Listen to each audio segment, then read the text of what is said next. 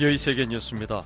유엔이 팔레스타인 가자지구 남부에 대한 이스라엘의 대피령과 공격에 대해 깊은 우려를 나타냈습니다. 스테판 두자릭 유엔 사무총장 대변인은 어제 기자들에게 이스라엘이 전날 대피령을 내린 칸 유니스와 라파 지역은 가자지구 전체의 3분의 1에 해당한다면서 이는 지난 10월 가자지구 북부 주민들에게 대피령을 내린 이후 가장 큰 규모라고 밝혔습니다. 유엔은 대피령 발령 당시 이 지역에 팔레스타인인 25만 명이 거주하고 있었던 것으로 추정했습니다. 두자릭 대변인은 해당 지역 주민들은 머물 공간이나 지원이 거의 없는 지역으로 다시 이주하거나 전투가 벌어질 것을 알고 있는 곳에 머물러야 하는 불가능한 선택에 놓여 있다고 말했습니다. AP통신에 따르면 이스라엘군은 가자지구 전체 팔레스타인 주민의 80% 이상인 190만 명이 현재 가자지구 중부 지역에 밀집해 있는 것으로 추산했습니다. 친러시아 성향의 오르반 빅토르 헝가리 총리가 어제 우크라이나를 방문해 볼로디미르 젤렌스키 대통령에게 휴전을 촉구했습니다. 오르반 총리는 이날 젤렌스키 대통령과의 정상회담 뒤 공동 기자회견에서 젤렌스키 대통령에게 올해 말 키이우에서 열리는 국제정상회의 전에 러시아와 휴전을 고려할 것을 요청했다고 말했습니다. 오르반 총리는 휴전은 평화회담을 가속화할 기회를 제공할 것이라며 젤렌스키 대통령과의 회담에서 그 가능성을 타진했다고 밝혔습니다. 오르반 총리의 이번 우크라이나 방문은 헝가리가 EU 순회 의장국이 된 지 하루 만에 이뤄졌습니다. 하지만 공동 기자회견에서 오르반 총리에 앞서 발언한 젤렌스키 대통령은 휴전에 대해 언급하지 않았습니다. 다만 오르반 총리의 방문은 우크라이나 평화의 중요성에 대한 유럽 공통의 우선순위를 보여준다고 강조했습니다. 우크라이나는 지난달 스위스에서 57개국 정상과 대표들이 참석한 평화회의를 개최한 뒤 올해 말 러시아 대표단도 초청해 두 번째 회의를 개최하겠다고 밝혔었습니다. 앞서 AP통신은 헝가리의 오르반 총리는 유럽연합 회원국 정상 중 푸틴 러시아 대통령과 가장 가까운 사이로 우크라이나에 대한 지원을 확대하려는 유럽연합의 노력을 차단하거나 지연시키며 물타기를 해온 인물이라고 평가했었습니다. 중국과 러시아가 주도하는 상하이 협력기구 SCO 정상회의가 오늘 중앙아시아 카자흐스탄의 수도 아스타나에서 개막했습니다. 이번 정상회의는 개막 첫날 회원국 정상들 간의 양자회담 등 부대 행사로 시작됐고 본회의는 내일 열릴 예정입니다. 로이터와 AP통신은 크렘린궁 발표를 인용해 푸틴 대통령이 오늘 카자흐스탄 대통령이 주최하는 비공식 만찬에 앞서 시진핑 중국 국가주석과 레제프 타이안 에르도안 트르키예 대통령 등 여러 정상들을 만날 예정이라고 전했습니다. 시 주석은 이날 카심 조마르트 토카예프 카자흐스탄 대통령과의 회담 뒤 공동 기자회견에서 카자흐스탄의 브릭스 가입을 지지한다고 밝혔습니다. 브릭스는 중국과 러시아가 주도하는 신흥경제국 연합체로 브라질과 러시아, 인도, 중국, 남아공 등 5개국으로 출범한 뒤 지난해 이란과 아랍에미리트, 에티오피아, 이집트 등이 가입하면서 규모가 계속 커지고 있습니다. 한편 올해 상하이 협력기구 SCO 의장국인 카자흐스탄 대통령실은 이번 정상회의에서 SCO의 발전 전략 등에 관한 여러 안건을 다룰 예정이라고 밝혔습니다. 이번 회의에선 러시아의 우크라이나 침공을 적극 지원한 벨라루스가 SCO에 가입할 것으로 알려졌습니다. 중국이 어제 타이완을 관할하는 진먼다오 근처에서 조업 중이던 타이완 어선을 납포했다고 타이완 해경이 밝혔습니다. 로이터 통신과 타이완 언론들에 따르면 중국 해경선 두 척이 이날 오후 타이완의 오징어잡이 어선인 다진만 88호를 납포해 중국의 웨이터 우항으로 끌고 갔습니다. 타이완 해경은 이 어선에 타이완인 선원 2명과 인도네시아인 3명이 타고 있었다고 밝혔습니다. 중국 해경은 타이완 어선이 사용한 그물의 크기가 중국이 기종한 최소 크기보다 훨씬 작아 해양 어업자원과 생태 환경을 파괴했다고 지적했습니다. 타이완을 자국 영토로 여기는 중국은 지난 5월 라이칭더 총통이 취임한 뒤 타이완에 대한 압박을 강화하고 있습니다. 이런 가운데 필리핀과 중국이 남중국해 영유권 분쟁과 관련한 긴장을 완화하기 위해서 소통을 계속하기로 했습니다. 두 나라는 어제 마닐라에서 남중국해 관련 제9차 회의를 열어 영유권 분쟁을 평화롭게 다루기 위해 상호 신뢰 회복과 재구축이 필요하다는데 의견을 같이 했습니다. 필리핀 외무부는 회담 뒤 성명에서 양측이 솔직하고 건설적인 논의를 했다며 해상 상황을 관리하기 위한 대책 마련에 상당한 진전이 있었지만 여전히 중요한 이견이 남아있다고 밝혔습니다. 세계뉴스였습니다.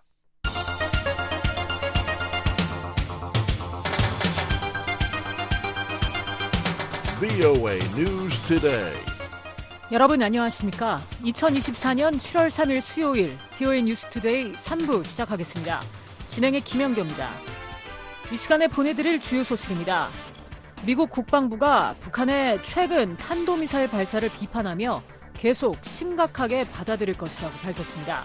We continue to highlight the fact that this kind of 북한이 외교에 복귀할 것도 거듭 촉구했습니다.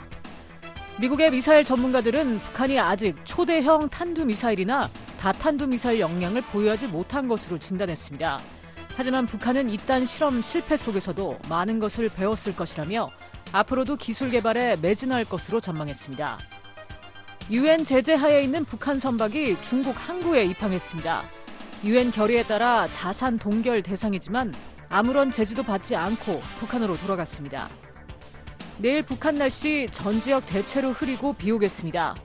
최저기온은 11에서 22도, 최고기온 19에서 30도, 바다의 물결은 동해 앞바다 1에서 2.5m, 서해 앞바다 0.5에서 1.5m 일겠습니다. 첫 소식입니다. 미국 국방부가 북한의 최근 탄도미사일 발사를 비판하며 계속 심각하게 받아들일 것이라고 밝혔습니다. 북한이 외교에 복귀할 것도 거듭 촉구했습니다. 이조은 기자입니다. 팻 라이더 국방부 대변인은 2일 닷새 만에 재개된 북한의 탄도미사일 발사와 관련해 우리는 이런 종류의 불안정을 야기하는 파괴적인 행동이 무책임하다는 사실을 계속 강조하고 있다고 밝혔습니다. We continue to highlight the fact that this kind of destabilizing, disruptive behavior. 라이더 대변인은 이날 정례 브리핑에서 관련 질문에 이같이 말하고 우리는 북한이 외교적 논의에 복귀할 것을 계속 촉구한다고 강조했습니다. 또한 이번 발사가 미국이나 영내 동맹국 또는 파트너에 위협을 가했다는 평가는 없었지만 우리는 이를 계속해서 심각하게 받아들일 것이라고 덧붙였습니다. 앞서 인도태평양 사령부도 30일 발표한 성명에서 북한이 탄도미사일 2발을 발사한 데 대해 우리는 북한의 탄도미사일 발사를 인지하고 있으며 한국, 일본을 비롯한 기타 영내 동맹국 및 파트너들과 긴밀히 협의하고 있다고 밝혔습니다. 그러면서 미국은 북한의 탄도미사일 발사 행위를 규탄하며 더 이상의 불법적이고 불안정한 행동을 자제할 것을 촉구한다고 강조했습니다. 한국합동참모본부는 한국 시각으로 1일 황해남도 장현 일대에서 오전 5시 5분과 15분경 동북 방향으로 발사된 탄도미사일 2발을 각각 포착했다고 밝혔습니다. 북한의 이번 탄도미사일 도발은 북한이 지난달 26일 평양 일대에서 동쪽으로 탄도미사일 1발을 발사한 후 닷새 만입니다. 북한 대외관용 조선중앙통신은 2일 미사일 총국이 신형 전술탄도미사일 화성포 11-4.5 시험 발사를 성공적으로 진행했다며 신형 미사일은 4.5톤급 초대형 탄두를 장착하는 전술탄도미사일이라고 보도했습니다.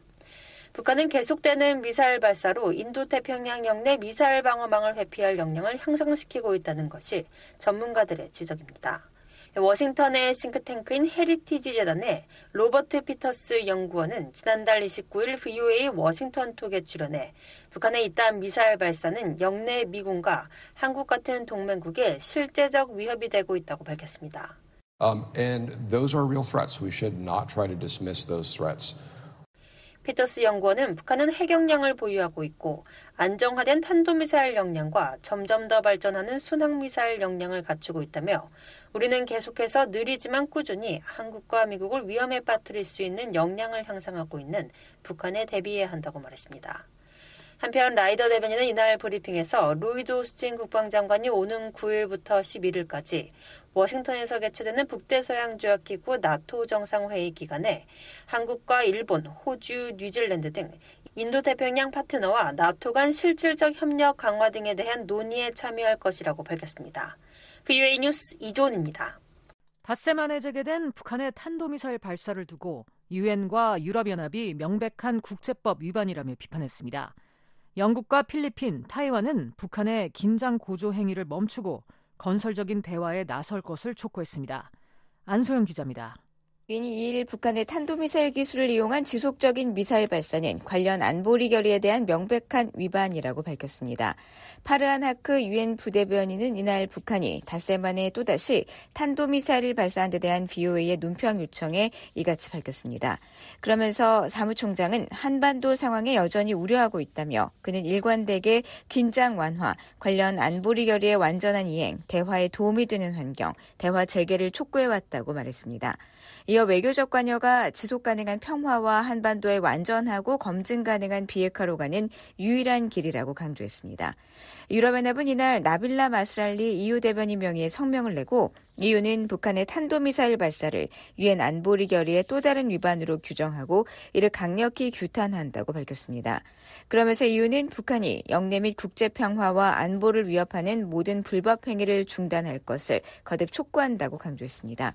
이어 우리는 북한이 관련 당사국들의 대화 제안을 수용하고 유엔 안보리 결의에 따른 의무를 준수해 완전하고 검증 가능하며 되돌릴 수 없는 방식으로 핵무기와 탄도미사일을 포기할 것을 촉구한다고 덧붙였습니다. 아울러 북러 간 군사 협력에 대한 EU의 입장도 재확인했습니다.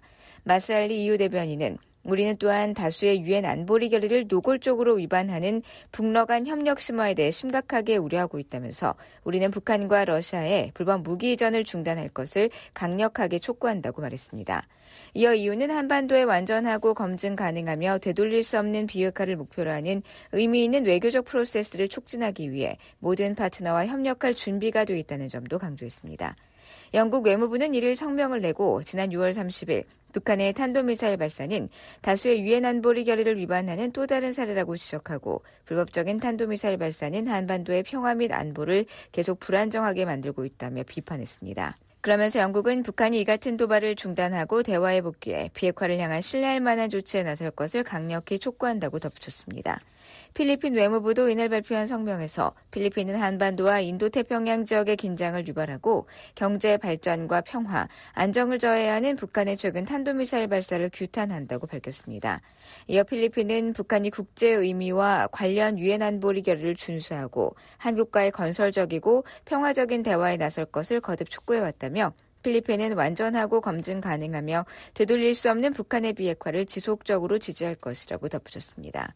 타이완 정부도 이를 영내 평화와 안정을 훼손하는 북한의 무모한 미사일 시험 발사에 대해 심각한 우려를 표명하며 이를 강력히 규탄한다고 밝혔습니다.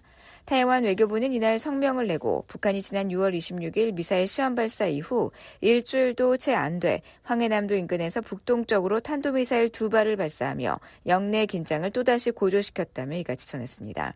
그러면서 타이완은 인도태평양 지역의 자유와 안정, 번영을 수호하고 영내 긴장을 고조시키는 북한의 무모한 행동을 막기 위해 유사국들과 적극 협력해 나갈 것이라고 강조했습니다.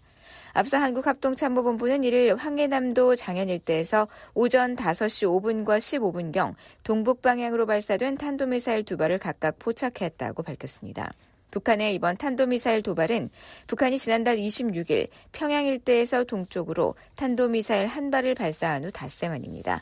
북한 대외관영 조선중앙통신은 2일 미사일 총국이 신형 전술탄도미사일 화성포 11-4.5 시험 발사를 성공적으로 진행했다며 신형 미사일은 4.5톤급 초대형 탄두를 장착하는 전술탄도미사일이라고 보도했습니다.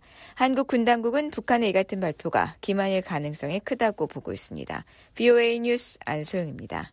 미국의 미사일 전문가들은 북한이 아직 초대형 탄두미사일이나 다탄두미사일 역량을 보유하지 못한 것으로 진단했습니다. 하지만 북한은 이딴 실험 실패 속에서도 많은 것을 배웠을 것이라며 앞으로도 기술 개발에 매진할 것으로 전망했습니다.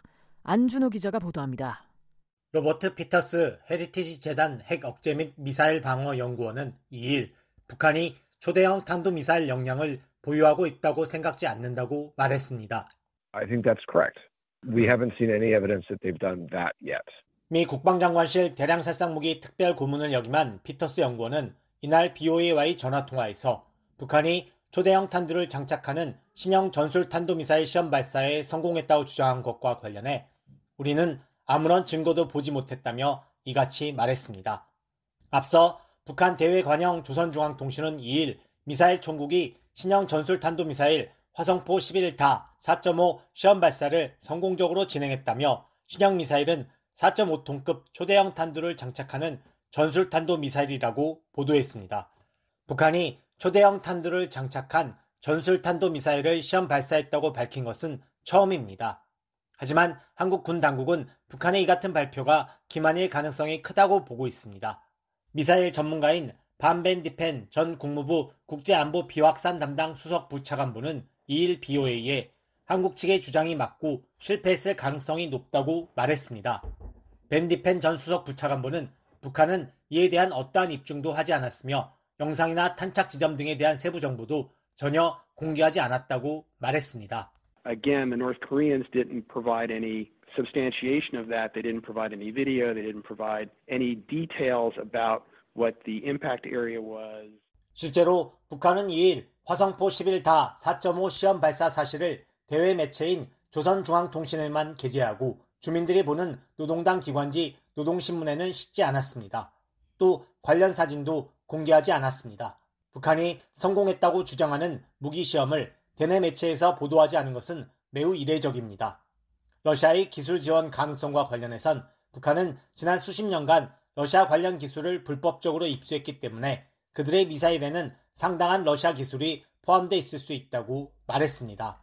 다만 최근 북러 관계 개선 결과로 러시아 정부가 북한 정부에 의도적으로 관련 기술을 제공했는지에 대해서는 아무런 정보가 없다면서도 그러나 소위 초대형 탄두미사일의 경우 추가 기술이 필요하지 않은 것은 확실하다고 말했습니다. 벤디펜 전 수석 부차관보는 또한 북한이 지난달 26일 성공적으로 진행했다고 주장한 다탄두 미사일 시험도 실패한 것으로 보인다고 말했습니다. 지난달 28일 한국 정부가 공개한 영상에 따르면 미사일이 비정상적으로 상승해 수평축을 따라 회전하다가 통제 불능 상태로 추락하면서 여러 조각으로 폭발하는 장면이 담겨 있다는 겁니다. 또 각계 목표 다탄두 재도립체 MIRB 시험은 보통은 높은 고도에서 이뤄지며 비행시간도 긴데 북한이 발사한 미사일은 비행시간도 짧았고 고도도 너무 낮았다고 지적했습니다. 벤디펜 전 수석 부차관보는 MIRB 기술은 상당히 기술적으로 까다로우며 북한이 어느 수준까지 개발했는지는 아직 명확하지 않다면서 MIRB 기술을 시험하기 위한 것이라고 주장한 최근 발사가 아마도 탑재체를 발사하는 단계까지 가지 못하고 실패한 것으로 보이기 때문이라고 말했습니다. The MIRV technology is quite technically demanding. It's not clear yet how far along the North Koreans are with MIRV technology. MIRB는 하나의 미사일에 실려 발사된 여러 개의 탄두가 각기 개별적인 여러 개의 표적을 향하면서 대기권으로 재진입해 미사일 한 발로 여러 발을 쏜 효과를 낼 수 있습니다. 개별 표적 없이 샷건 방식으로 발사되는 다중 재진입체 MRB와 달리 하나의 미사일이 넓게 떨어져 있는 여러 표적을 직접 타격할 수 있습니다. 북한이 만약 다탄두 대륙간 탄도미사일을 개발해 미국을 향해 발사한다면 하나의 미사일로 워싱턴 DC와 뉴욕 등 여러 도시를 동시에 타격할 수 있게 되는 겁니다. 북한은 지난달 26일 다탄두 미사일 시험을 성공적으로 진행했다고 주장했지만 한국 합동참모본부가 공개한 영상에 따르면 해당 미사일은 상승 단계부터 동체가 비정상적으로 흔들리는 현상을 보이다가 폭발하면서 산산조각이 났습니다. 이와 관련해 피터스 헤리티지 재단 연구원은 공개된 영상을 보면 탄두가 분리되기 전에 폭발한 것으로 보여 실패했다는 한국 측 주장이 더 설득력이 있다고 말했습니다. 다만 모든 시험은 미사일을 발사한 사람들이 배운 것을 추후 시험에 적용해 더 효과적인 역량을 구축할 수 있도록 어느 정도의 원격 측정 데이터를 제공한다고 말했습니다. 이어 미국 역시 미사일 시험이 실패할 때마다 배웠다면서 미사일이 폭발했다는 한국 측 주장이 맞더라도 북한은 여전히 많은 것을 배웠을 것이라고 말했습니다. I mean, all tests provide some degree of telemetric data by which those who launch the missile can take what they learned. 그러면서 앞으로 북한은 탄도미사일과 순항미사일을 계속 시험할 것이라면서 아마도 중앙태평양을 포함할 수 있는 장거리 미사일 발사 시험을 보게 될 것이라고 전망했습니다. 마이클 오헨넌 브루킹스 연구소 선임연구원은 최근 북한의 탄도미사일 발사와 관련해 남북한이 상반된 평가를 내놓는 것과 관련해 한국은 성공과 실패를 있는 그대로 제시한다면서 한국 발표에는 이념적, 심리적, 홍보적 목적이 있는 것 같지 않다고 말했습니다. 반면 북한은 독재적이고 전체주의적인 방식으로 그들이 주민들에게 들려주고 싶어하는 메시지를 전달하고자 한다고 지적했습니다. 북한은 지난달 26일과 1일 탄도미사일 발사 시험을 성공이라고 주장한 반면 한국은 실패로 규정하고 북한의 주장은 기만이라고 평가절하했습니다. 오앤런 선임연구원은 그러나 불행히도 북한은 상당한 미사일 기술을 갖고 있다면서 북한이 아직 MIRB 기술 등을 갖고 있지 않다면 계속 시도해서 아마 성공할 것이라고 말했습니다. 이어 북한은 역사적으로 우리가 흔히 예상했던 것보다 미사일 기술 개발에서 더 잘해왔고 대륙간 탄도미사일 시험도 여러 차례 성공했다면서 MIRB 기술이 매우 어려운 것은 사실이지만 북한은 이미 어려운 기술을 가지고 여러 가지 일을 해왔다고 말했습니다. 그러면서 북한이 향후 많은 자원을 투입하고 시험을 계속해서 향후 몇 년 내에 MIRB 기술이 개선될 것이라고 전망했습니다. It's true that MIRV technology is very difficult, but North Korea has already done a number of things with its technology that were difficult, and I think it will keep devoting a lot of resources. 북러 간 미사일 기술 협력과 관련해선 분명히 가능성이 있다면서 러시아와 북한, 중국, 이란 간 협력이 강화되는 것을 볼 때 우리가 걱정해야 하는 것은 바로 이런 종류의 기술 이전이라고 말했습니다. 북한이 최근 잇따라 발사 실패에도 불구하고 성공이라고 주장하는 건 북한 내부 불안정 때문이란 지적도 있습니다. 브루스 베넷 랜드연구소 선임연구원은 이날 BOA와의 전화통화에서 김정은은 내부적으로 많은 도전에 직면해 있고 상당히 불안정한 상태라며 그가 실제로는 2번의 발사가 실패한 것이 분명한데도 성공했다는 주장으로 국민을 속일 준비가 돼 있다고 말했습니다. Kim Jong-un is facing a lot of challenges internally. Fair amount of instability. He's trying to manage that. 베넷 선임 연구원은 미사일 개발과 관련한 북러 협력 가능성과 관련해선 러시아는 수년간 북한을 도와왔다면서 러시아는 특히 단거리 미사일에 대해 김정은을 지원할 것이라고 전망했습니다. BOA 뉴스 안준호입니다. UN 제재하에 있는 북한 선박이 중국 항구에 입항했습니다. UN 결의에 따라 자산 동결 대상이지만 아무런 제재도 받지 않고 북한으로 돌아갔습니다. 함지아 기자가 보도합니다. 중국 항구에 입항 기록을 남긴 선박은 갈마호입니다. 선박의 위치 정보를 보여주는 마린 트래픽 지도에 따르면 갈마호는 현지 시각 지난달 30일 오후 4시 45분경 산둥성 룽커우항에서 신호를 발신했습니다. 직전까지 룽커우항 부두에 접안했던 갈마호는 약 15분 뒤 선체를 돌려 이 지점을 빠져나갔으며 약 1시간 뒤인 오후 6시엔 룽커우항을 벗어났습니다. 유엔 안보리는 지난 2018년 북한의 운송회사인 평천쉬핑앤마린을 제재하면서 이 회사가 소유한 지성 8호 등에 대해선 자산 동결을 명령했습니다. 이후 북한은 지성 8호의 이름을 갈마호로 바꿨습니다. 갈마호가 여전히 안보리의 제재 대상이라는 의미입니다. 따라서 다른 나라 항구로 운항이 금지됐지만 이날은 한반도에서 약 500km나 떨어진 룽커우항에서 발견된 것입니다. 현재로선 중국 정부가 갈마호에 대한 입항 금지나 자산 동결, 즉 억류 조치는 취하지 않은 것으로 보입니다. 갈마호는 룽커우항을 출항한 지 약 하루 만인 1일 오후 6시 20분경 북한 남포항 인근 해역에 도착했습니다. 자산 동결 대상이지만 전혀 저지당하지 않은 채 무사히 귀환한 사례를 또다시 남겼습니다. 갈마호가 북한 해역을 넘어 운항한 것은 이번이 처음은 아닙니다. 지난해 12월에는 지성 8호라는 이름을 달고 중국 산둥성 동쪽 끝자락에서 남쪽으로 약 70km 떨어진 해상을 운항 중인 모습이 포착됐습니다. 당시엔 산둥성 해안선을 따라 이동하던 중 위치 신호가 사라져 중국 입항 여부는 확인되지 않습니다. 제재 대상 북한 선박은 다른 나라 해역에 진입하기 전 추적을 피하기 위해 선박 자동 식별 장치 AIS를 끄고 운항해왔습니다. 그런데 이번엔 노골적으로 중국 항구에 입항 기록을 남긴 것입니다. 갈마호의 중국행 목적은 확인하기 어렵지만 어떤 이유에서건 중국 당국의 입항 허가는 분명한 제재 위반입니다.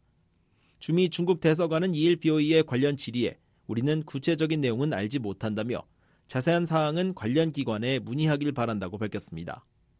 남아프리카 공화국 해군 대령 출신으로 유엔 안보리 대북제재위원회 전문가 패널에서 활동한 닐 와츠 전 위원은 2일 BOE와의 전화통화에서 자산 동결 대상 선박은 제재 지정 선박으로 압류돼야 한다며 안보리 결의 2270호 12항을 근거로 들었습니다. A vessel subject to asset freeze, a designated vessel, should be seized.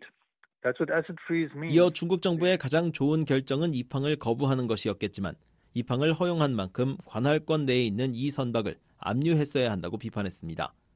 와치 전 위원은 우리가 목격하고 있는 건 중국이 제재를 집행하지 않기로 선택했다는 점이라며 이는 2018년까지 안보리의 모든 나라가 만장일치로 합의한 제재라고 지적했습니다.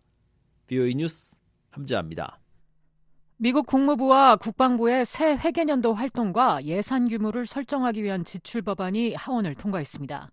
이번에도 북한에 대한 직접적인 지원은 금지했습니다. 이종훈 기자가 보도합니다. 미 하원이 최근 본회의에서 2025 회계연도 국무지출 법안을 찬성 212표, 반대 200표로 의결했습니다. 2일 의회 기록 시스템에 따르면 법안은 지난달 28일 하원을 통과했습니다.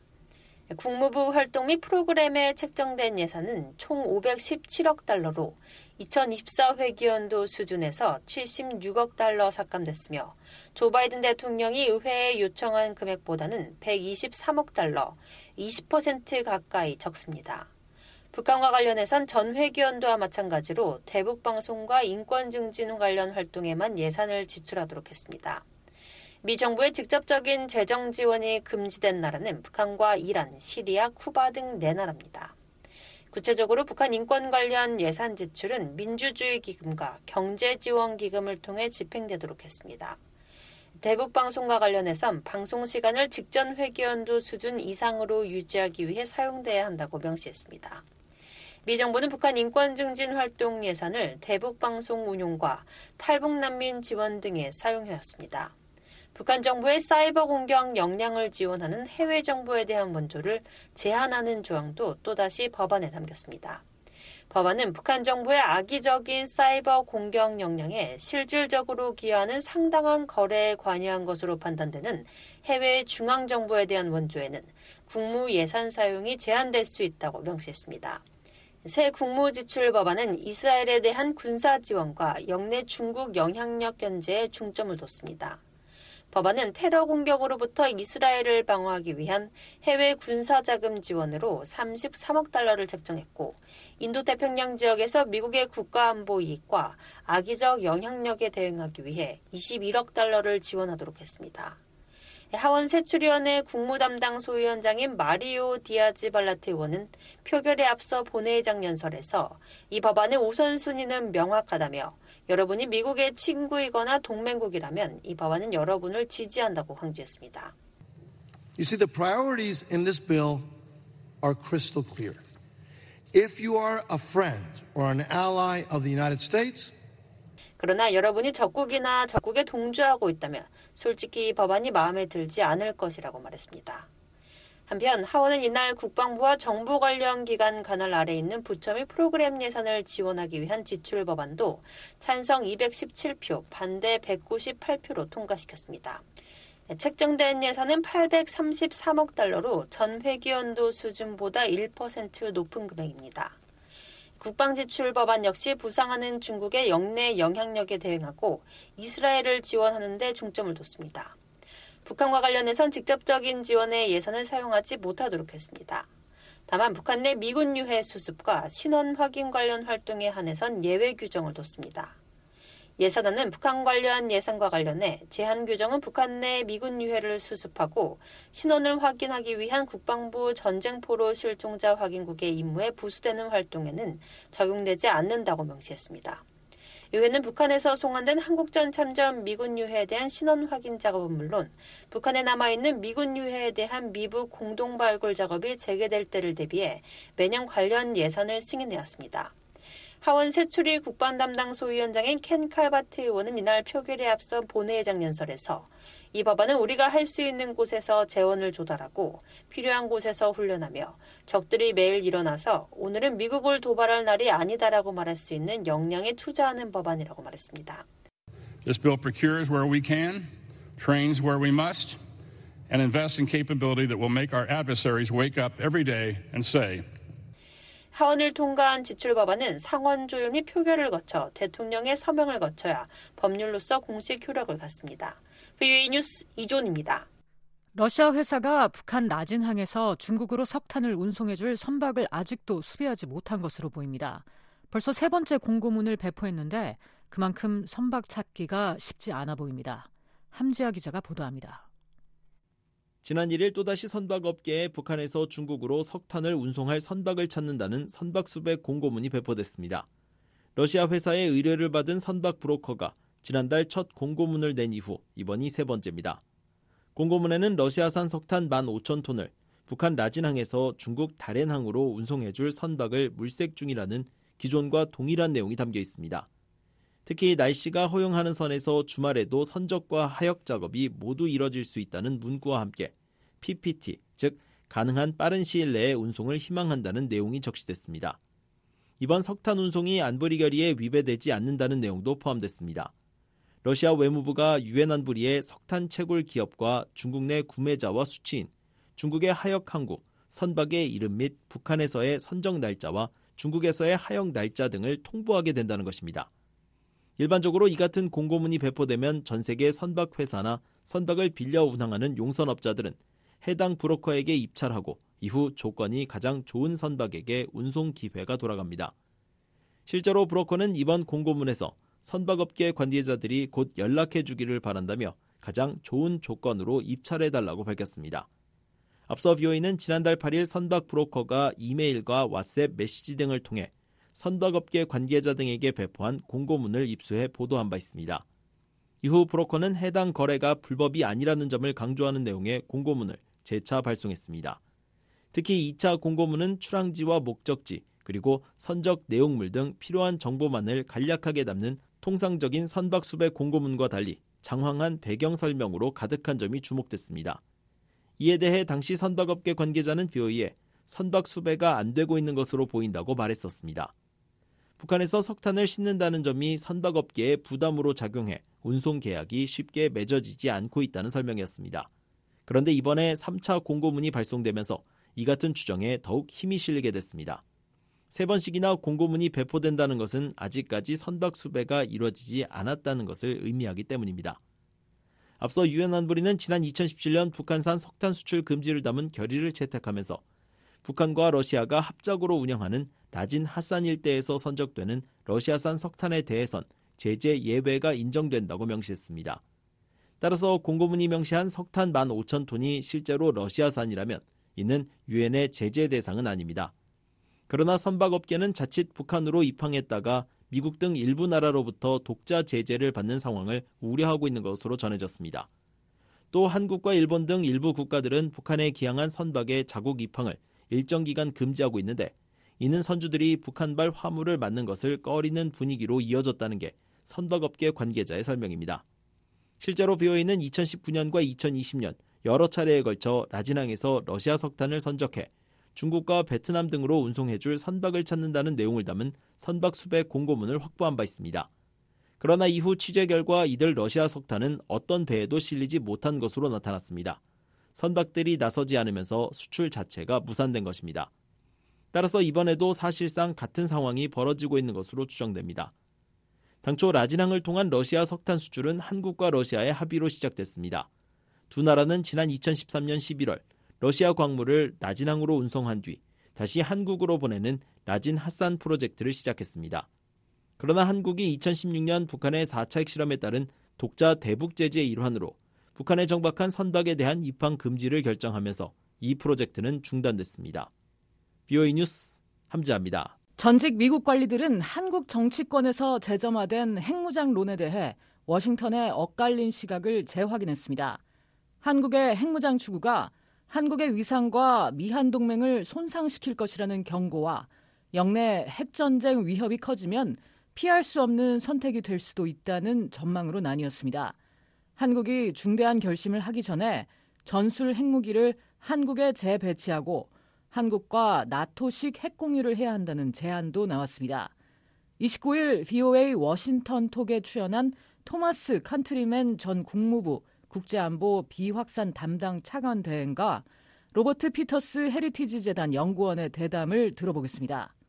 북한이 몇 차례의 오물풍선 살포에 이어 탄도미사일 발사 시험을 감행했는데요.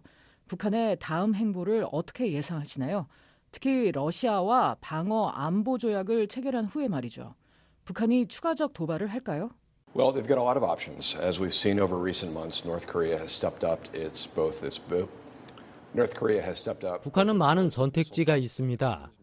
우리가 최근 몇 달간 봐온 것처럼 북한은 두 가지 도발을 모두 강화했습니다. 북한은 탄도미사일 시험과 순항미사일 시험을 모두 강화했습니다. 우리가 향후 추가 시험을 볼 가능성이 있을 거라고 보는데요.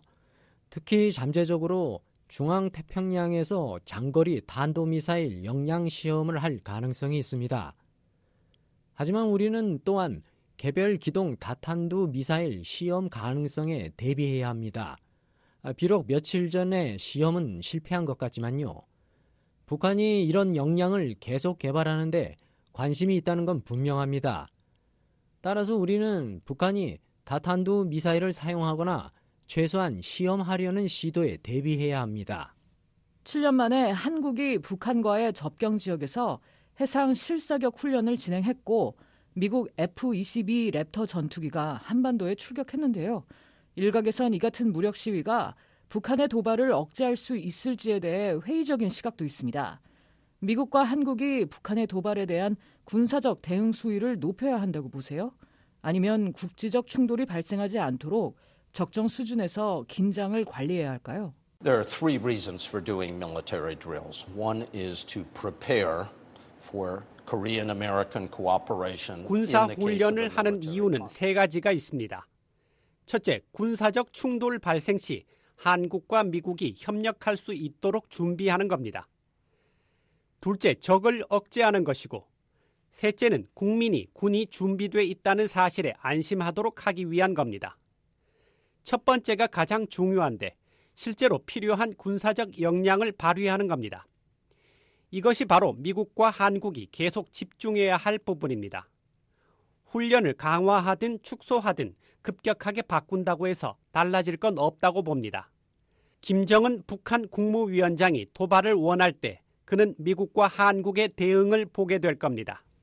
북한은 다탄두 분리와 유도 조종 시험을 성공적으로 진행했다고 주장했습니다. 북한이 다탄두 미사일 시험을 공개한 건 이번이 처음인데요. 북한이 극초음속 미사일 발사 시험에 실패했다는 한국의 주장을 반박한 겁니다. 어느 쪽 주장이 더 타당하다고 보세요? I think from the videos that we've seen, the South Korean narrative is probably closer to the truth than the North Korean narrative. That said, 영상으로 보면 한국의 주장이 북한의 주장보다 더 사실에 가깝다고 보는데요. 즉 모든 시험은 비록 미사일을 발사하자마자 파손되는 실패한 시험이라도 시험자에게는 중요하고 소중한 데이터를 제공합니다. 따라서 북한은 비록 발사가 실패했더라도 미사일 파손에서 중요한 원격 측정 데이터를 얻었을 겁니다. 즉 북한은 한국과 미국에 알리려고 하고 있다고 생각하는데요. 북한이 한국과 미국의 표적에 대한 타격력을 높이기 위해 다탄두 각계 목표 재도립체 MIRV 역량을 개발하고 잠재적으로 배치할 의향이 있다는 사실을 말이죠. MIRV 머브 기술은 얼마나 정교한가요? 한국엔 어떤 위협을 가하죠? 또 극초음속 미사일은 한국에 어떤 위협이 될까요? So, first of all, most missiles are hypersonic. Ballistic missiles, ICBMs, those go above Mach 5. 우선 모든 미사일은 아니지만 대부분의 미사일이 극초음속입니다.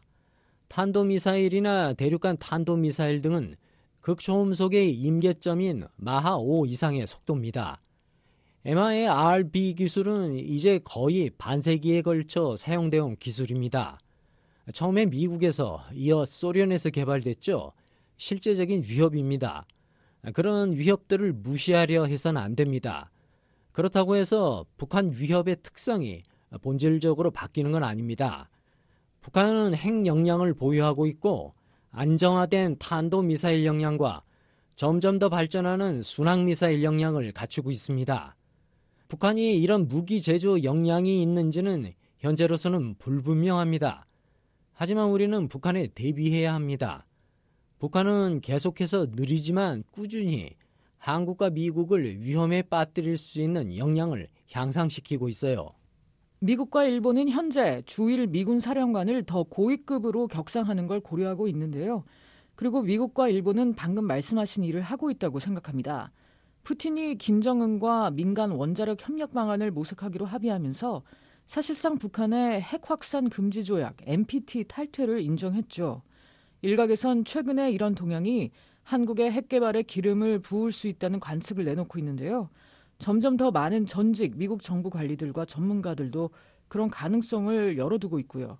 중국, 러시아, 북한과 같은 핵 보유국에 둘러싸인 한국의 핵 보유 의지를 억제하기 어렵지 않을까요? Well, whether you're talking about an individual or a country, everybody has desires. 개인이든 국가든 누구나 욕망을 가지고 있습니다. 욕망이나 유혹을 억제하는 것은 쉽지 않죠. 하지만 자멸적인 행동을 하려는 유혹을 뿌리치는 것은 가능합니다. 그리고 한국이 핵무기를 추구하는 것은 공짜가 아닙니다.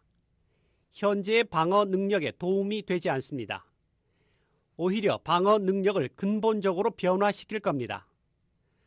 아무도 NPT 탈퇴가 한국이 현재 누리고 있는 경제적, 정치적 관계와 위상을 손상시키지 않을 것이라고 장담할 수 없습니다. 누구도 미한 동맹 관계가 변하지 않을 것이라고 가정해선 안 됩니다. 만약 한국이 독자적인 방어를 추구하고 미국 억제력에 의존하지 않는다면 말이죠. 또 한국이 북한과 이란이 겪었던 배척에서 면제될 것이라고 가정해서도 안 됩니다. 그래서 그건 나쁜 생각입니다. 그 욕망은 이해합니다. 정치 시즌이면 정치인들은 강경한 발언을 하고 싶어 한다는 걸 이해합니다. 하지만 멈추고 물어야 합니다. NPT를 탈퇴하고 핵무기 프로그램으로 나아가는 것이 현실적으로 어떤 결과를 초래할지를 말이죠. 이성적인 사람이라면 그것이 정답이 아니란 걸 깨닫게 될 겁니다. 두 분 다 오랫동안 미국 정부에서 일하셨는데요. 한국의 핵 개발이 주한미군 철수로 이어질 것이란 견해에 동의하시나요? 그리고 그것이 영내에서 미국의 이익에 부합할까요? So, it's hard to say. It's hard to predict the future, of course, and that's a decision that a future president would make. 미래를 예측해 말하긴 어렵습니다. 물론 미래의 미국 대통령이 내릴 결정입니다. 만약 한국이 자체 핵무장의 길로 간다면요. 전에도 이 프로그램에서 말씀드렸듯이 전 미국의 핵무기를 한반도에 재배치하는 데 열려 있습니다. 그리고 냉전 시대 말 한반도에서 핵무기를 제거했던 결정을 변경하는 데도 열려 있습니다. 그리고 전 나토에서 볼 수 있는 핵 부담 분담이 한국에서 이뤄지는 데도 열려 있습니다. 한국 조종사가 미국의 핵무기를 탑재한 한국 항공기를 조종하는 겁니다. 동북아 안보 상황이 악화하고 있습니다. 북한의 핵무기 역량이 꾸준히 증가하고 발전하고 있습니다. 그리고 잊지 말아야 합니다. 지구상에서 가장 빠르게 성장하는 핵 강국이 바로 중국입니다. 우리는 억지력이 있어 문제가 있습니다. 특히 동북아에서요. 저는 이 길로 가는 걸 원치 않습니다. 하지만 영내에서 어느 정도의 안정을 다시 확립하기 위해선 그 생각에 열려 있습니다. 그게 무슨 뜻일까요? 어떻게 하면 한국을 안심시킬 뿐 아니라 북한과 중국의 공격을 억제할까요? 앞서 말씀드렸던 것처럼 전 한국의 자체 핵무장에 찬성하지 않습니다. 그 결론에 도달하기 전에 여러 단계의 조처가 이루어지길 바랍니다. 그렇다고 해서 NPT가 자살조약은 아닙니다. 과거 냉전 시절 미국이 수용했던 이 동맹에 대한 선택적 핵 확산이냐 아니면 동아시아 정부에서 핵전쟁 가능성 증가냐의 차이라면 우리는 어려운 결정을 해야만 합니다. 우리 앞에는 나쁜 선택지만 놓여있는 상황이고 안정을 유지하기 위해 미국과 한국 모두에 가용한 덜 최악인 선택지를 식별해야 합니다. So I've agreed with Mr. Peters on almost everything we've said so far, but on this point I have a 저는 different 이제까지 우리가 얘기한 거의 모든 것에 피터스 연구원의 견해에 동의했습니다. 하지만 이 점에서는 견해가 다른데요. 우선 역사적으로 1970년 NPT가 도입되고 발효된 이래로 우리는 동맹이 이 길로 나아가는 걸 용납하지 않았습니다. 둘째, 나토에서 다양한 선례를 찾을 수 있지만 앞서 말했던 군사훈련 이야기로 돌아가자면 그것은 군사적 유용성이 있어야 한다는 겁니다. 나토의 핵 공유 협정이 실제로 군사적 효용성이 있다고 생각하는 사람은 거의 없습니다. 그것은 주로 미국의 약속에 대해 사람들을 안심시키는 정치적 신호입니다. 그리고 나토에서 이를 바꾸기는 행정적으로 너무 어렵습니다. 미국의 핵무기를 한반도에 재도입해야 한다는 주장이 있을 수는 있습니다. 군사적 필요성뿐만 아니라 한국 국민을 안심시킬 필요성에 근거해서요. 하지만 그것이 그렇게 급격한 조치를 취해야 하는 최선의 이유는 아닙니다.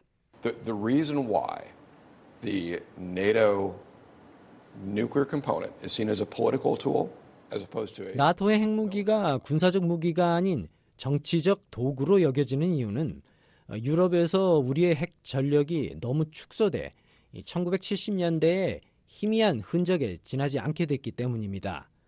그렇다고 해서 1974년에 무기고 수준으로 돌아가고 싶다는 말은 아닙니다. 하지만 정치적 효용성만 있는 이유는 그것이 너무 작아서 군사적 효용성이 없기 때문입니다. 유럽에서 미국의 확장 억제 공약과 병력, 핵탄두 수를 늘리면 군사적 효용성이 있을 수 있고 효과적이며 신뢰할 만한 억제력이 될 수 있습니다. 유럽에 대해 긴 토론을 할 수 있지만 우리는 아시아에 대해서 이야기하러 왔습니다. 잠재적 핵 역량을 갖출 가능성은 어떻습니까? 일본은 사용 후 핵연료 재처리와 우라늄 농축에 관한 민간 핵협정을 미국과 맺고 있습니다. 일부 한국 전문가들은 한국도 일본과 같은 역량을 가져야 한다고 주장하는데요. 그래서 한국이 실제로 핵무기가 필요할 때 빨리 그것을 확보할 수 있도록 말이죠.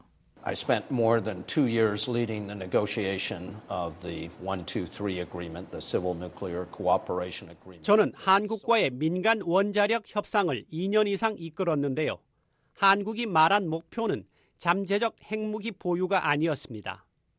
그보다는 일본과 똑같은 대우를 받고 싶다는 바람이었죠. 그와 관련한 정치적 필요성을 이해합니다. 하지만 제가 보기엔 미국이 지난 74년간 그랬던 것처럼 한국을 지원할 것이라고 믿든지 아니든지 둘 중 하나입니다. 그리고 믿는다면 진정한 정치 지도자는 워싱턴에서의 합의가 국가 안보를 위해 적절하다고 국민을 안심시켜야 합니다. 만약 한국 지도부가 그것을 의심하고 그런 의심을 국민들에게 전한다면 한국 방어가 훼손되는 상황이 되는 겁니다. 한국 집권 여당 당대표의 선거에 출마한 의원은 당대표가 되면 핵무장 추진을 당론으로 하겠다고 했습니다. 그리고 또 다른 고위 정치인은 미국이 뉴욕과 서울을 맞바꾸지 않을 것이라고 말했고요. 그리고 이런 주장들이 탄력을 받고 있는데요. 한국인 67%가 핵무기 보유를 원한다는 새 여론조사 결과도 나왔습니다. Look, as I've said, I am not at this point a believer that South Korea should have its own. 말씀드린 것처럼 전 현재로서는 한국이 독자적인 핵무기를 보유해야 한다고 생각하지 않습니다. 우리가 현재 그 단계에 있다고 생각하지 않습니다. 그래서 저는 미국 핵무기를 한국에 재배치하는 걸 지지하는 건데요. 부분적으로는 억지력을 위해, 부분적으로는 한국 정치권과 지도부를 안심시켜 그들이 독자 핵무장의 길로 갈 필요가 없도록 하기 위해서입니다. 저는 핵무기를 군사적 전쟁 무기만큼이나 정치적인 무기로 보기 때문입니다. 하지만 정치적 측면을 무시할 수는 없습니다. 그래서 만약 미국 핵무기를 한반도에 재배치하는 것이 비록 미국 항공기를 조종하는 미국인에 의해서만 사용될 수 있다 하더라도 독자적인 한국 핵무장을 피할 수 있다면 전 기꺼이 그 길로 가겠습니다. I'll look carefully at the opinion survey and the way they ask the question. There's good reason to be skeptical about public opinion. 먼저 여론조사에 대해서 말씀드리고 싶은데요. 저는 여론조사와 질문 방식에 대해 자세히 살펴보겠습니다. 여론조사와 여론조사의 목적에 대해 회의적일 충분한 이유가 있는데요. 만약 질문이 당신은 핵무기를 갖고 싶나요? 라면 그건 마치 새 이탈리아 스포츠카를 갖고 싶나요? 라고 묻는 것과 같습니다. 만약 질문이 당신은 새 이탈리아 스포츠카를 갖고 싶나요? 단 집을 포기한다면요? 라면 대답은 아니오입니다. 전 사람들에게 이렇게 묻는 여론조사를 보고 싶은데요. 미국과 세계 다른 나라들과의 관계에 급격한 변화를 의미하는데도 한국 핵무장을 원하나요? 아니면 더 도발적으로 당신은 북한이나 이란처럼 왕따 취급을 받게 된다는 걸 의미하는데도 핵무기를 갖기를 원하나요? 라고요. 그건 올해 크리스마스 트리 아래에서 무엇을 원하십니까? 라는 질문이 아닙니다. 지금까지 토마스 컨트리맨 전 국무부 국제안보 비확산 담당 차관대행과 로버트 피터스 헤리티지 재단 연구원의 대담을 들으셨습니다.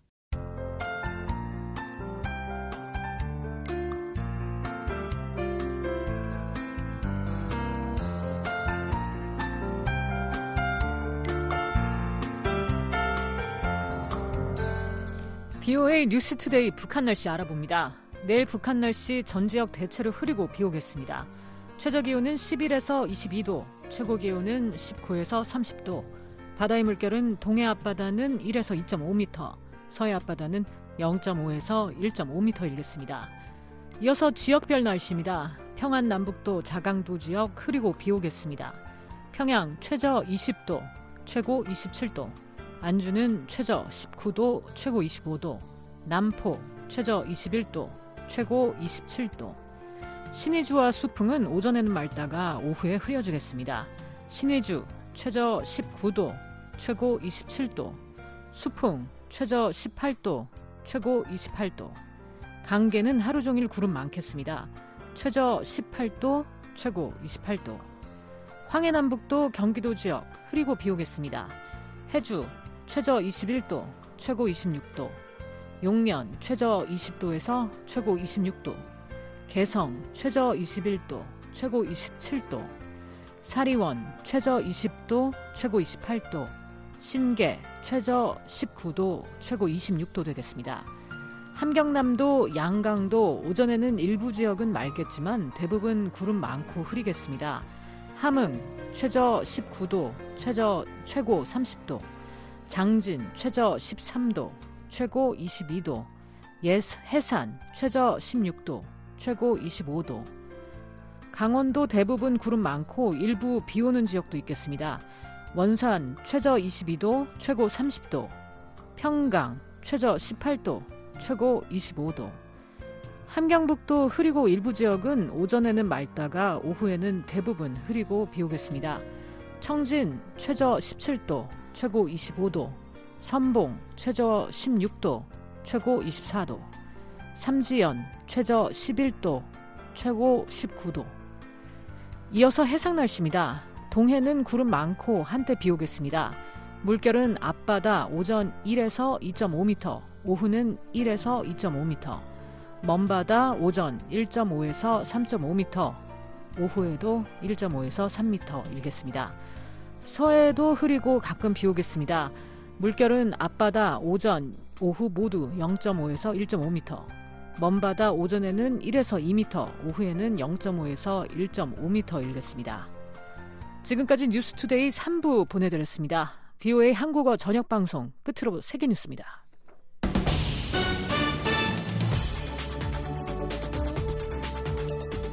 여러분 안녕하십니까? BOA 세계 뉴스입니다. 가자지구 남부에 대한 이스라엘군의 공습으로 팔레스타인인 의사가족 12명이 사망했다고 AP통신이 오늘 전했습니다. 통신에 따르면 저명한 의사인 함단 씨와 그의 3대에 걸친 가족 등 12명은 이스라엘이 지난 1일 남부도시 칸 유니스 지역에 대피령을 내린 이후 집을 떠나 안전지대로 피신했습니다. 하지만 이들이 이스라엘이 지정한 안전지대인 데이르 알 발라 마을에 도착한 지 몇 시간 뒤 이스라엘군이 이들이 머물고 있던 건물을 공습해 함단 씨 가족 9명이 숨졌습니다. 이번 폭격으로 현장에 있던 다른 3명도 숨졌습니다. 함단 씨 가족 등 사망자 12명 중엔 어린이 5명과 여성 3명이 포함된 것으로 알려졌습니다.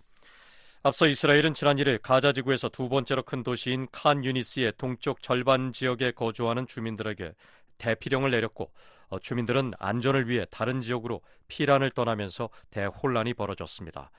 유엔은 대피령이 내려진 지역에 약 25만 명이 거주하는 것으로 파악하고 있습니다.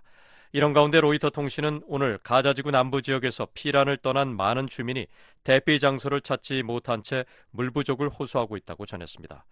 통신은 또 현지 주민들을 인용해 이스라엘군이 지난 밤새 가자지구에서 팔레스타인 무장정파 하마스와 치열한 전투를 벌였고 라파에서 새로운 공격을 시작했다고 전했습니다.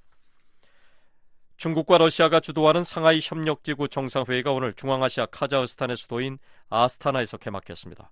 이번 정상회의는 개막 첫날 회원국 정상들 사이에 양자회담 등 부대 행사로 시작됐고 본회의는 내일 열릴 예정입니다. 로이터와 AP통신은 크렘린궁과 중국 정부 발표를 인용해 블라디미르 푸틴 러시아 대통령과 시진핑 중국 국가주석이 오늘 레제프 타이프 에르도안 튀르키예 대통령 등과 함께 만찬에 앞서 각각 정상회담을 가질 예정이라고 전했습니다. 시 주석은 카심 조마르트 토카예프 카자흐스탄 대통령과의 회담 뒤 공동 기자회견에서 카자흐스탄의 브릭스 가입을 지지한다고 밝혔습니다. 시 주석은 카자흐스탄이 국제 무대에서 중견국 역할을 하고 글로벌 거버넌스에 정당한 기여를 해야 한다면서 카자흐스탄의 브릭스 가입을 지지했습니다. 한편 올해 상하이 협력기구 SCO의 의장국인 카자흐스탄은 이번 정상회의에서 SCO의 발전 전략 등에 관한 여러 안건을 다룰 예정이라고 밝혔습니다. 특히 이번 회의에선 러시아의 우크라이나 침공을 적극 지원한 벨라루스가 SCO에 가입할 것으로 알려졌습니다. 친러시아 성향의 오르반 빅토르 헝가리 총리가 어제 우크라이나를 방문해 볼로디미르 젤렌스키 대통령에게 휴전을 촉구했습니다. 오르반 총리는 이날 젤렌스키 대통령과의 정상회담 뒤 공동 기자회견에서 젤렌스키 대통령에게 올해 말 키이우에서 열리는 국제정상회의 전에 러시아와 휴전을 고려할 것을 요청했다고 말했습니다. 오르반 총리는 휴전은 평화회담을 가속화할 기회를 제공할 것이라며 젤렌스키 대통령과의 회담에서 그 가능성을 타진했다고 밝혔습니다. 오르반 총리의 이번 우크라이나 방문은 헝가리가 EU 순회 의장국이 된 지 하루 만에 이뤄졌습니다. 하지만 공동 기자회견에서 오르반 총리에 앞서 발언한 젤렌스키 대통령은 휴전에 대해 언급하지 않았습니다. 다만 오르반 총리의 방문은 우크라이나 평화의 중요성에 대한 유럽 공통의 우선순위를 보여준다고 말했습니다. 인도 북부 지역에서 한 힌두교 행사에서 어제 압사 사고가 발생해 최소 121명이 사망했습니다. 로이터와 AP통신 등에 따르면 이날 참사는 뉴델리에서 남동쪽으로 200km 떨어진 우타르프라데시주 하트라스 지역의 한 마을에서 발생했습니다. 이 지역 경찰은 행사에 당초 허용된 8만 명보다 3배 이상 많은 25만 명이 몰렸다며 행사 뒤 참가자들이 덥고 습한 날씨 때문에 앞다퉈 행사장을 빠져나가려다 참사가 발생했다고 밝혔습니다. 미국의 물가 상승 인플레이션이 올해 초 높은 수치를 기록한 후 다시 둔화하고 있지만 금리를 인하하려면 관련 증거가 더 필요하다고 제롬 파월 연방준비제도 FRB 의장이 밝혔습니다. AP통신 등에 따르면 파월 의장은 어제 포르투갈에서 열린 통화정책 관련 회의에서 이같이 말하고 4월과 5월의 데이터는 우리가 디스인플레이션 경로로 돌아가고 있음을 시사한다고 말했습니다. 디스인플레이션은 물가가 오르지만 그 폭이 점진적으로 줄어드는 추세를 의미합니다. 파월 의장은 이날 연준 관리들은 높은 물가 상승을 완전히 극복했다는 확신을 갖기 전에 연간 물가 상승률이 2% 목표를 향해 더 둔화하길 여전히 원하고 있다고 말했습니다. 중국이 어제 타이완이 관할하는 진먼타오 근처에서 조업 중이던 타이완 어선을 납포했다고 타이완 해경이 밝혔습니다. 필리핀과 중국이 남중국해 영유권 분쟁과 관련한 긴장을 완화하기 위해 소통을 계속하기로 했습니다. 두 나라는 어제 마닐라에서 남중국해 문제 관련 제9차 회의를 열어 영유권 분쟁을 평화롭게 다루기 위해 상호 신뢰 회복과 재구축이 필요하다는 데 의견을 같이 했습니다. VOA 세계뉴스였습니다. 지금까지 여러분께서는 VOA 저녁 방송을 들으셨습니다. VOA 저녁 방송은 저녁 8시부터 자정까지 4시간 동안 중파 1188kHz를 통해 들으실 수 있습니다.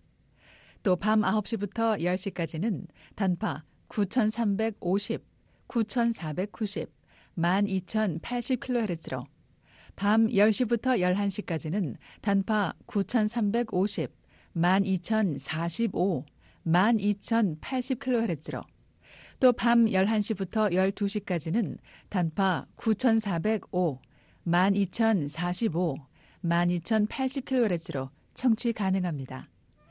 매일 새벽 2시부터 3시까지 1시간 동안은 중파 1566kHz로 또 매일 새벽 4시부터 6시까지 2시간 동안은 단파 5875, 7,365, 7,465kHz로 들으실 수 있습니다. 함께해 주신 여러분 고맙습니다. 다음 방송 시간까지 안녕히 계십시오.